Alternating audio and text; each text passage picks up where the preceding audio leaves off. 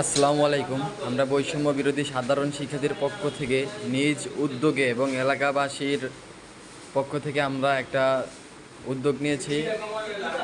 নোয়াখালী, ফেনী, লক্ষ্মীপুরের উদ্দেশ্যে আমরা আজকে রাত্রে 12টার দিকে রওনা দিব।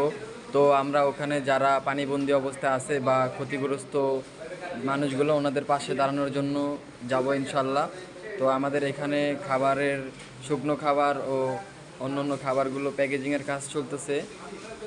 এটার পাশে আমাদের রয়েছে মেডিসিনের ব্যবস্থা। মেডিসিনগুলো বা বাচ্চাদের খাবার, পানি, অন্যান্য জুস বা এগুলো আমাদের রয়েছে। আমাদের রয়েছে চাল, ডাল, আলু বা অন্যান্য কিছু। আমরা ওইখানে গিয়ে প্রায় 500 জন মানুষের খাবারের একটা ব্যবস্থা করেছি। আমাদের ওখানে সমস্ত ব্যবস্থা আছে ইনশাল্লাহ।